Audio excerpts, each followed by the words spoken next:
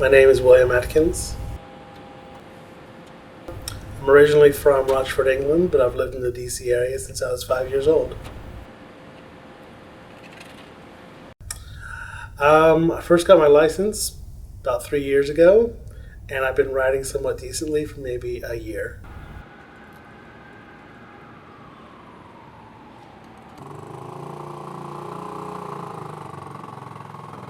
I don't even know what the first time. I mean, when you're a little kid, you see these things, and they're pretty amazing, I guess.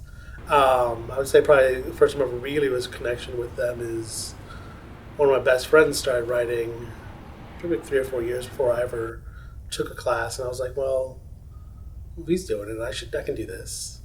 I first took a class, later in life, and realized, I better do this now if I'm going to. And I took some lessons, and I loved it immediately. The brand I have, it's the Royal Enfield. It's the 500 Classic. It really hasn't changed much since the 40s. It's a new engine that's gone into it. And stylistically, it's just a very old style looking bike. It used to be British, and now make them in India. I like to call it Brit-ish.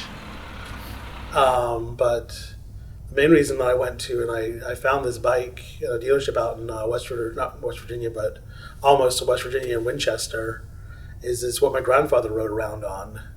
And I have this picture of him that's up on my desk most of the time, of him from like 1937 on his Royal Enfield. And then when I discovered, like, oh, I could actually have my own, and they're affordable, and it's not some, unobtainable goal. That was the first bike I went to, and so far I've loved it. I put on the front license plate, I put the same letters and numbers that on his bike, and I never knew him in life. He had died before I was born, but I just feel there is like this maybe his family connection. I told my mom I was doing that. She's like, I think she felt a little more relief for the idea of me on a bike. She's like, oh, well, maybe he'll be watching out for him or something. I don't know. Very early on, I was not overly convinced I would ever learn to actually be able to ride it. I had a very close call, like the third time I ever took it out, and I was like, maybe I should just stick to four wheels. I don't know.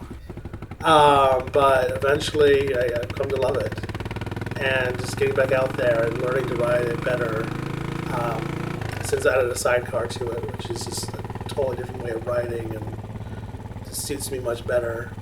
And it's just like there's a complete freedom to it. I completely get all of those like stereotypical motorcycle thoughts of freedom and getting out there in the world, and now I just absolutely love it, and I'm just always waiting for a good day to be able to get out there somewhere. Like winter has been killing me this year.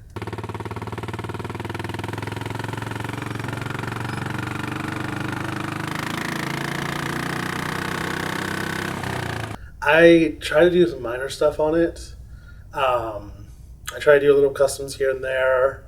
One of the early problems I had with it was some of the previous owners' work on it was not as great as it could be. So I had to rewire the power harness so it hooked me into the battery. I do like working on it, and I like to have something to work on, which was actually another reason I was looking to get a motorcycle, was something to have fun with working on. I had old cars when I was younger, and it was always I've always enjoyed working on something. And having a car as my backup motorcycle not being the required way to travel, it was nice. I wouldn't say it's fair to the reason why I bought the kind of bike I did, but, I haven't had many problems, but I do enjoy working on it. But I do occasionally have to take it to an expert. Two main influences to the sidecar motorcycle for me. Growing up, my sister had a lot of Action Man toys. Action Man is the British version of G.I. Joe. And one of them was this like military motorcycle with a sidecar.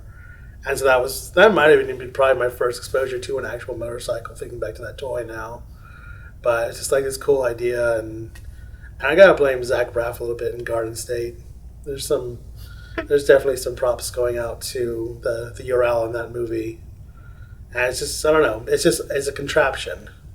It's more of just this kind of like contraption of a vehicle than just a standard motorcycle. And just the aesthetics I loved. And when I first took a class and learning how to ride it, it was like far more my personality into how to ride something. Motorcycles, it's nice, it's agile, you lean and it goes here and there. And the sidecar, you're fighting it constantly the whole time. And it just suited me better. Also, I like to take stuff with me. Can fit a nice big camera. Riding with a sidecar gives me a lot more storage space. I'll be able to fit my 8x10 camera in there. I'll be able to fit all my cameras in there. One of the nice things is when you're traveling in a car, sometimes you'll see something and it's like, well, it was there. I'm going down the road. There's nowhere to park safely. There's no, I can't just stop, turn around real easily. But one of the things I'm hoping out on the motorcycle is if I see something and I'm out there with the cameras, I can just sneak it in some little corner somewhere and off I go. It'll be all right. So there's the Distinguished Gentleman's Ride. Is this ride that started originally in Australia of just a bunch of people wanting to get together. And I believe it was actually based on a photo from Mad Men of Don Draper in his suit, just like sitting on his Triumph Bonneville. And they got together and it was like, well, let's just all ride out and look cool in suits and on vintage motorcycles. And it's then turned into this worldwide ride that raises a lot of money and awareness for prostate cancer, which is it's a very good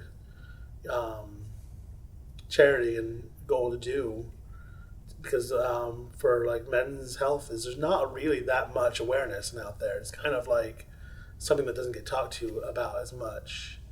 And that was like part of it. Is also it raises a lot of money. It was kind of a cool thing for that.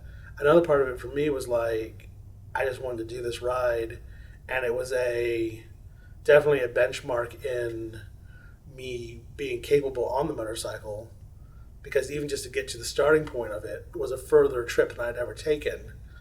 And it was like I knew it was coming. I had people who had sponsored me. I was like, I have to do this. It was like my really learning to ride, like final exam in a way. It's my initiation, definitely my initiation into actually being a motorcyclist, was to be able to do this ride. And it was a good time, and I survived it. So did the bike.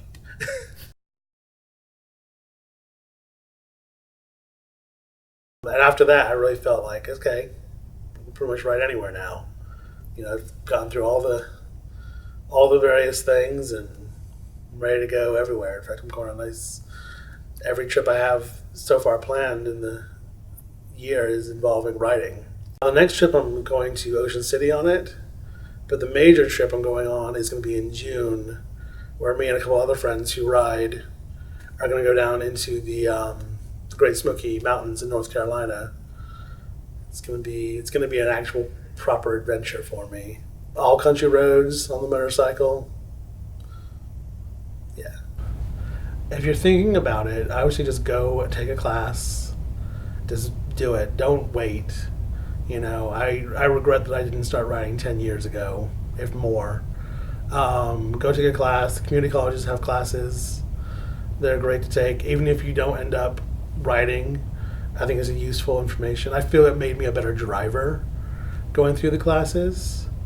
And then, I don't know. I mean, definitely don't necessarily look for your dream motorcycle first, because you're going to put it down once. I crashed mine once. It survived. I survived. And also stay within your horsepower. If you want to earn that, don't buy the biggest, fastest bike out there, because you might not last that long on it. There's nothing wrong with a nice little 500cc like mine.